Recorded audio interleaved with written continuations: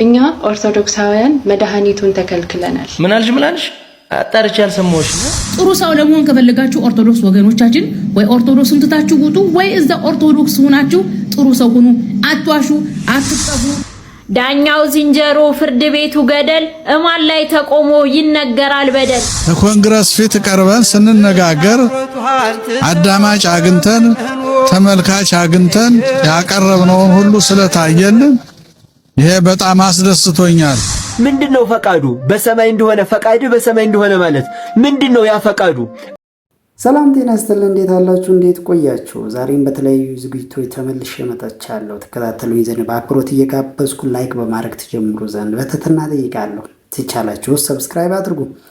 እንግዲህ የመጀመሪያ ዝግጅቴ የሚሆነው በኦርቶዶክስ ላይ የሚወረወሩ ዱላዎችን ነው። እንግዲህ የሚነሱ ትንሹም ትልቁን የቻለውን ያህል ይወረወርባታል፣ ግን የሚነቀንቃት የለም። እንግዲህ እቺ እህታችን ደግሞ መስላ በመታየት ሆኖ በመገኘት ሳይሆን መስላ በመታየት የቻለችውን ያህል እየወረወረች ነው። ኦርቶዶክስ እንደዚህ ናት ለማለት ወይንም ደግሞ ለማስባል ማለት። ወንድማችን ደግሞ ማንሽ አንቺ ማንሽ መጀመሪያ ብሎ ስር መሰረቷን ይነግረናል። እስቲ ዝግጅቱን እንከታተለው። ለማንኛቸውም ከወንድማችን እኛ ኦርቶዶክሳውያን መድኃኒቱን ተከልክለናል። ምናልሽ አጣርቻ አልሰማሁሽም። እኛ ኦርቶዶክሳውያን መድኃኒቱን ተከልክለናል። መድኃኒቱ ደግሞ ጌታ ኢየሱስ ክርስቶስ ነው። ኢየሱስ ስንል መናፍቅ፣ ኢየሱስ ክርስቶስ ጌታ ነው ስንል ጴንጤ እየተባልን መድኃኒቱን ተከልክለናል። እኔ አንቺ ኦርቶዶክስ እያልሽ መስራትሽን እስካላቆምሽ ድረስ እኔ ደግሞ ውሸትሽን ከመናገር ወደኋላ አልልም። ያው በውሸትም ቢሆን እያፈመስኩሽ ነው ይገባኛል። ግን ለማንኛውም እስቲ ማንነትሽ ይገለጽ። እስቲ ዘርፌ ከበደ ወደ ኦርቶዶክስ ትመለሻለሽ የሚሉት እውነት ነው? አልመለስም ወደ ኋላ እዛ ጋታለው መረቡ ሲለኝ እርግጠም ነው ዳምኖበት ሞኞኝ አይደለም ወይም ተታልዬ ኢየሱስ የምለ ኢየሱስ ክርስቶስ ከሌለው ተድላና ገንዘብም ገዳይ ነው። እሴን ጥብቅ አረገና እኛ ኦርቶዶክሳውያን ብለሽ መስራትሽን አቁሚ። አዎ አንቺ መናፍቅ ነሽ። በቃ ያ ነው ትክክለኛ ቦታሽ፣ ትክክለኛ ስምሽ። ስለዚህ ነጠላ እየለበሽ እንደዚህ አንገትሽን እየሰበርሽ ምናምን የሴቷ ተኩላ አረ ከቤተ ክርስቲያንና ከኛ ላይ ውረጂ። እንዴ ምንድነው የሚሻላችሁ ግን እናንተ ሰዎች? አረ ጌታ ሆይ ስንት አይነት ሰው አለ። አንቺ አምላክሽ ግን እንዴት ነው እንደዚህ ውሸት የሚወደው? ምን አይነት አምላክ ነው ያለሽ? በውሸት የሚደሰት አምላክ ምን አይነት አምላክ እንደምታመልኪ ያመንሽለትን ወይም ደግሞ የምታምኝበትን ነገር ኦርቶዶክስ የምትዩን ነገር ግን አቁሚ ባክሽ፣ አቁሚ፣ ይበቃሻል። ኧረ ስንት አይነት ሰው አለ በፈጣሪ ስም። እንግዲህ የማስመሰል ሃይማኖት መጨረሻው እንደዚህ ነው። እንግዲህ እሷ አስመስላ ምዕመናንን ወደዛ ቤት ለመጥራት ነው እየሞከረች ያለችው። አንደኛ እንግዲህ ስታስመስይ መጀመሪያ ለኦርቶዶክስ ያለሽን ጥላቻ ነው እየተናገርሽ ያለሽ። ሁለተኛ የምታመልኪው አምላክ የማስመሰል አምላክ ነው። ከዛ ይልቅ የሃይማኖቱ አስተምሮ ምንድነው የሚለውን ብታስተምሪ ምን አለ? ስርዓቱስ እንዴት ነው? የጸሎት የአምልኮት የሁሉ ስርዓቱ እንዴት ነው የሚለውን ነገር ብታስተምሪ። መቼም እዛኛው ቤት ያው ሴት መድረክ ላይ ወጣ የማስተማር መብት አላት። ስለዚህ በዛ በመብትሽ መሰረት ብታስተምሪ እና ምዕመናኖችሽ ያንቺ እውነትነት አለው ብለው የሚቀበሉ ከሆነ ወደ አንቺ የሚመጡበት መንገድ አለ ማለት ነው። ከዛ ውጪ ግን ይሄ ጥላቻንና ማስመሰልን እንደ አንድ የሃይማኖቱ ፓርት አድርገሽ እየሰበክሽ እንደሆነ ልትገነዘብ ይገባል። ወደ ሁለተኛው ቪዲዮ ሲገባ እቺ ልጅ የምታወራውን ተንድርሽ ነው። ምናልባት እቺ ልጅ የምታወራውን ተንድርሽ ምንም ነገር ባለል ደስ ባለኝ፣ ግን እንደሷ አይነት አስተሳሰብ ያላቸው ብዙ ሊኖሩ ስለሚችሉ እንደገና ደግሞ እሷ ከተናገረችው ንግግር ተነስተው ብዙዎች አእምሯቸው የተበከለ ሊሆን ስለሚችል ያንን ነገር በእውነታ ማጥራት ስላለብኝ ነው የመጣሁትና እያለች ያለችው እንግዲህ በኦሮሚያ ውስጥ በአርሲ ዞን እየተጨፈጨፉ ያሉ ኦርቶዶክሳውያን፣ እያታረዱ ያሉ ኦርቶዶክሳውያን፣ እያረዳቸው ያለው እየጨፈጨፋቸው ያለ አካል ይታወቃል። እንደ ኢትዮጵያ ሰብአዊ መብቶች ጉዳይ ሪፖርት መሰረት ያው እየጨፈጨፋቸው ያለ በኦሮሚያ ውስጥ የሚንቀሳቀስ ታጣቂ ቡድን ይታወቃል። እሱን እየጨፈጨፋቸው ያለ ሌላ እስላማዊ ቡድን ታጣቂ እስላማዊ ቡድን የለም ነው እያለች ያለችው። ይልቁንም እዛ ውስጥ የምትኖሩ ኦርቶዶክሶች ወይ ክርስቲያኖች ጸባያችሁን አሳምሩ፣ ካልሆነ ሃይማኖታችሁን ቀይሩ ነው እያለች ያለችው። እንደውም እሷ አጽንኦት የሰጠችበት ጉዳይ ምንድነው? ሃይማኖታቸውን እንዲቀይሩ ነው። ለማንኛቸውም እስቲ የምትለውን እንስማና ሌላም የምንጨምረው ጉዳይ ይኖራል። የኢትዮጵያ ሰብአዊ መብት ኮሚሽን ኢሰማኮ በአርሲ የሚገኙ ንጹሃኖችን የሚገለው ኦነግ ሸኔ ነው ብሏል። ለፌዴራል መንግስትና ለክልል ለኦሮሚያ ክልል መንግስት ጥሪ አቅርቧል። የፌዴራል መንግስትና የክልል መንግስት በዛ አካባቢ የሚገኙ ንጹሃኖችን እንዲጠብቅ ነው ጥሪ ያቀረበው። ኢሰማኮ ማለትም የኢትዮጵያ ሰብአዊ መብት ኮሚሽን ከ2018 ጀምሮ በአርሲ አጠቃላይ በተለያዩ ቀበሌዎችና በተለያዩ ወረዳዎች ማገት፣ መዝረፍ፣ ማፈናቀል፣ መግደልን ያካሄደው ኦነግ ሸኔ ነው ብሏል። በተደጋጋሚ እንደነገርኳችሁ በኦሮሚያ ክልል ብቸኛ ታጣቂ ገዳይ ያለው የፕሮቴስታንት አማጺ የሆነው ኦነግ ሸኔ የነጃልመሮ ታጣቂዎች ናቸው። የነጃልመሮ አማጺ ነው። ከዚህ ውጭ ምንም አይነት ታጣቂ የለም። ኦርቶዶክስ ወገኖቻችን በአርሲ የሚገደሉ ወንድሞቻችሁን ትክክለኛ ገዳያቸውን ለህዝብ ይፋ በማድረግ መብት ጠይቁላቸው ብለን በተደጋጋሚ አቅርበናል። ጥሩ ሰው ለመሆን ከፈለጋችሁ ኦርቶዶክስ ወገኖቻችን ወይ ኦርቶዶክስን ትታችሁ ውጡ፣ ወይ እዛ ኦርቶዶክስ ሆናችሁ ጥሩ ሰው ሁኑ። አትዋሹ፣ አትቅጠፉ፣ ስልጤ አህመድን ጀበል ምናምን አትበሉ፣ ሙጂማቢ ነው አትበሉ። እየገደላችሁ ያለው ጃልመሮ ነው። የጃልመሮ ታጣቂዎች ናቸው በአርሲ የሚገኙ ኦርቶዶክሶችን በተደጋጋሚ የሚገላቸው። በነገራችን ላይ ከ2018 ጀምሮ ልብ በሉ፣ ከ2018 ጀምሮ እስካሁን ድረስ በጣም በርካታ ሙስሊሞች ተገለዋል፣ ተፈናቅለዋል።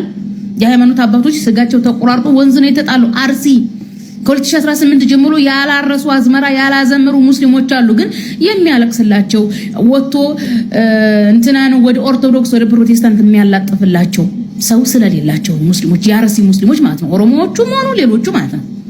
እና ኦርቶዶክስ ወገኖቻችን ጥሩ ሰው ትሆኑ ዘንድ ኦርቶዶክስን ትታችሁ ውጡ፣ ወይም ኦርቶዶክስም ሆኖ ጥሩ ሰው መሆን ይቻላል። 1.4 ሚሊዮን ተከታይ ያለው ቢቢሲ አማሪክ በፌስቡክ ገጹ ሆነ በተለያየ ማን በማስነበቢያው ገጹ ላይ አድርጓል። የኢትዮጵያ ሰብአዊ መብት ኮሚሽን ኦነግ ሸኔ ነው ብሏል። እየወጣችሁ አፋችሁን አትክፈቱብን ኦርቶዶክሶች። እንግዲህ ይህን የሚያክል ውሸት ጆሮአችን ላይ የተንቀዋለለ ከመስማት ውጭ ምን አማራጭ አለን? ይልቁንም የማየላ አባይ የሆነና ነገሩ ከ2018 ጀምሮ ሙስሊሞችም በዛው በአርሲ ዞን ሲጨፈጭፉ ነበር እያለችን ነው። የት ጋው ነው ቢሏት ግን አትመልስልንም። ለማንኛቸውም እኛ በሸርካ በጀጁ አሁን ላይ እየታረዱበት ያለውን ሁኔታ ነው እየተናገርን ያለ ነው። ይልቁንም የክርስቲያኖች ጭፍጨፋ ዛሬ አይደለም የተጀመረው። ከ1984 ዓ.ም ጀምሮ ኦርቶዶክስ ቤተክርስቲያኖች ሲቃጠሉ ነበር፣ ኦርቶዶክሶች ሲሳደዱ ነበር። በማ እናውቀዋለን። ስለዚህ አትግደሉን ነው እያልን ያለ ነው። ዳኛው ዝንጀሮ ፍርድ ቤቱ ገደል እማን ላይ ተቆሞ ይነገራል በደል። ደሃ ተበደለ ፍርድ ተጓደለ፣ ይኸው በአርሲ ኦርቶዶክሳውያን በግፍ ተገደሉ። ሕፃን ትልቅ ትንሽ አረጋዊ አካለ ስንኩል ሳይባል እቤት ውስጥ ነደዱ። ፍትህ ለአርሲ ኦርቶዶክሳውያን። ያም ሆነ ይህ አንድ ሃይማኖት ያለኝ የሚል ሰው የኔ ሃይማኖት ይበልጣል ከሌላው በሚል እሳቤ የሌላ ሃይማኖት ተከታይን የሚያሳድድና የሚያርድ ከሆነ ምናልባት እሱ ቆሞ የሚንቀሳቀስ ወይንም ደግሞ የሚታይ ሰይጣን ነው። ስለዚህ ንጹሃን አርሲ ዞን ውስጥ ተገለዋል፣ ተጨፍጭፈዋል። ኦርቶዶክሳውያን ሕፃን አዋቂ ሳይል በጅምላ ተቀብረዋል። ለዚህም እግዚአብሔር ይበቀላቸዋል። እግዚአብሔር በቀሉ ደግሞ የበረታ እንደሆነ ልብ ሊባል ይገባል። ለማንኛቸውም እንግዲህ ሰዎችን አነሳስቶ እግዚአብሔር ከሀያላኑ አገር አንድን ነገር ሊያደርግ ያሰበም ይመስላል። እንግዲህ የአባቶች ፍሬ እያፈራ ይመስላል። እንግዲህ ብዙ ቀናኢ የሆኑ ወንድሞች ለነዚህ ንጹሃን ሕፃናት አዋቂ ሳይባል በጅምላ ለተጨፈጨፉት ብዙ እንቅስቃሴ እያደረጉ ነው። እንቅስቃሴያቸውን ፍሬ እያፈራ ያለ ይመስላል። እስቲ እንከታተለው። ለማንኛቸውም ሁልጊዜም እንዳየሁት ነው።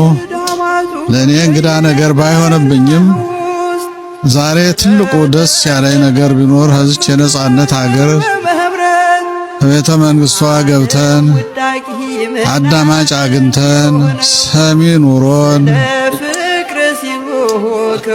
በጸጥታ ስላዳመጡን እጅግ ደስ ብሎኛል። ምክንያቱም እልቂቱንም መከራውንም ስደቱንም ከኛ በላይ ይረዱታል፣ ያውቁታል።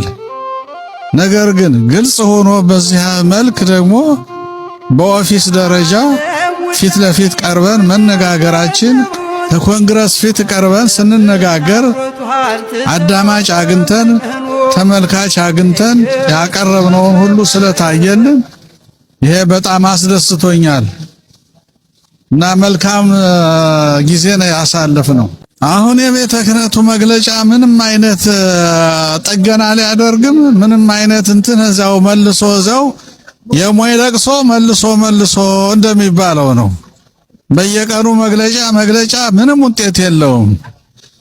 እኔም ማስተላልፍልም እንትን ህዝቡ ራሱን በራሱ ያድን ነው የሚሆነውን ነገር ይሄው በውጭ ሆነን እየታገልን ነው። ይሄ ነው እንትን እንጂ ምንም ቤተ ክህነቱ ዋስትና አይሰጠውም። የወረቀት ጋጋታ ምንም እስካሁን የታየ ነገር ነው። ሰሚ በሌለው እሪ በከንቱ የሚባል አዲስ አበባ ሰምተህ ታውቃለህ አይደል? እሪ በከንቱ መንግስት በሌለበት ዳኛ በሌለበት ፈራጅ በሌለበት ሀገር ጩኸት ምንድነው ትርጉሙ? ራስን ማዳን ራስን መጠበቅ ነው ዋናው። የሚታየኝ ይሄ ብቻ ነው።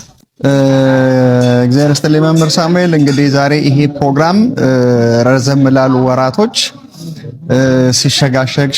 ሲሸጋገር የመጣ ነው።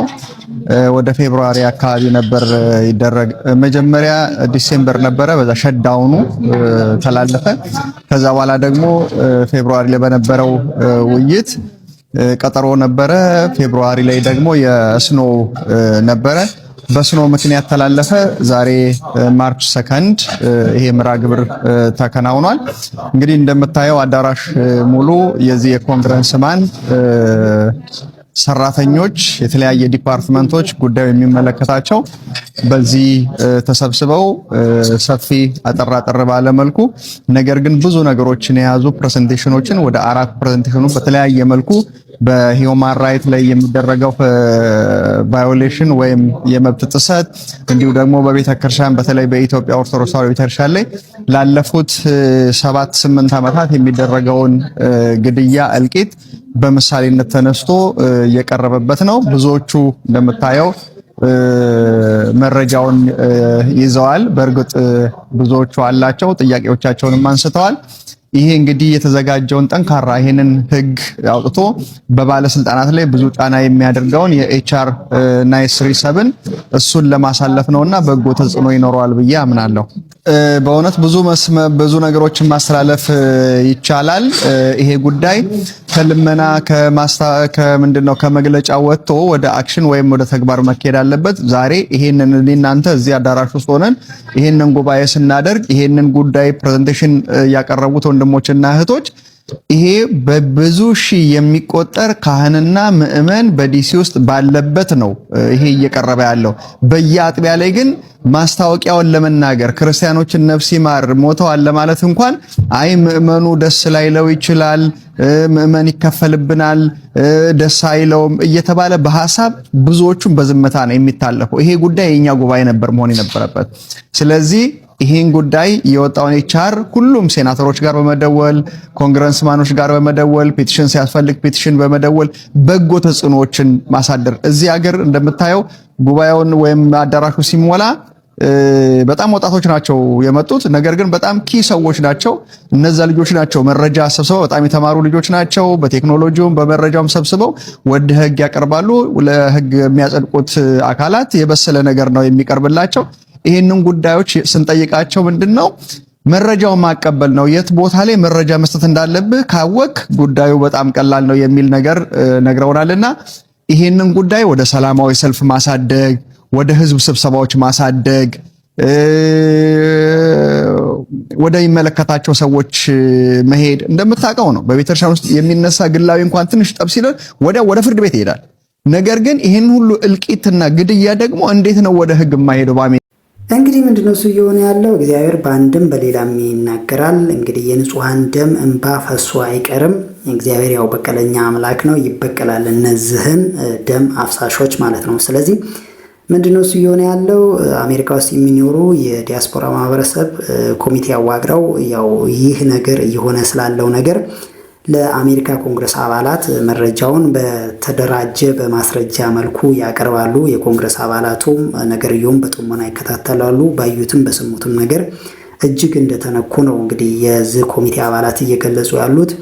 ቀጥሎም እንግዲህ የሚጸድቅ አንድ ሰነድ አለ። ያንን ለማጽደቅ ደግሞ ኢትዮጵያውያን በተወካዮቻቸው በኩል ፑሽ ማድረግ እንዳለባቸው ነው እንግዲህ እነዚህ የኮሚቴ አባላት እያስገነዘቡ ያሉት እና ያው ዞሮ ዞሮ እግዚአብሔር ደም አፍሳሾችን ይበቀላል የጊዜ ጉዳይ ካልሆነ በስተቀር።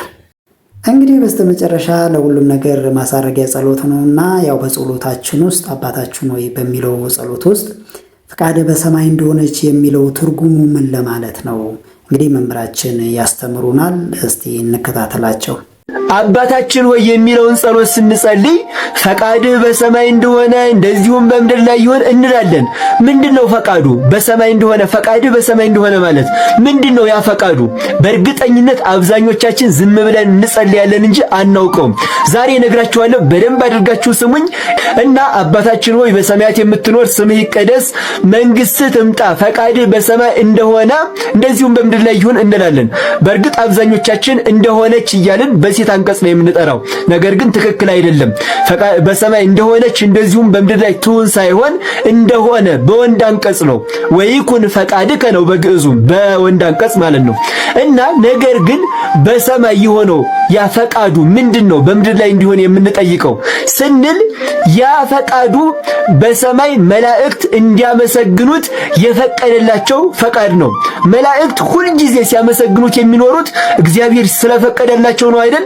እና ልክ እኛም ፈቃድህ በሰማይ እንደሆነ እንደዚሁም በምድር ላይ ይሁን ስንል በሰማይ መላእክት እንዲያመሰግኑ ፈቃድህ እንደሆነ ሁሉ እኛም በምድር የሰው ልጆች እንድናመሰግንህ ፈቃድህ ይሁን ማለት ነው። አያችሁ፣ ፈቃድህ በሰማይ እንደሆነ እንደዚሁም በምድር ላይ ይሁን ማለት በሰማይ መላእክት እንዲያመሰግኑ ፈቃድህ እንደሆነ እኛም እንድናመሰግን ፈቃድህ ይሁን ማለት ነው። ሊቁ ይህንን ሲያብራራ ወስምረቱሰ ውእቱ ውዳሴው ወቅዳሴው ፈቃዱ ምንድነው ትለኝ እንደሆነ አለ ፈቃዱ ሁልጊዜ ምስጋናውና ቅዳሴው ነው ይላል። ፈቃዱ የተባለው እርሱን እንድናመሰግነው የፈቀደልን ፈቃድ ነው ማለት ነው። እስኪ ሁላችሁም ኮሜንት ላይ እንዳመሰግንህ ፍቀድልኝ እያላችሁ ጻፉ። ክርስቶስን ነው እንዳመሰግንህ ፍቀድልኝ እያላችሁ ኮሜንት ላይ ሁላችሁም ጻፉ።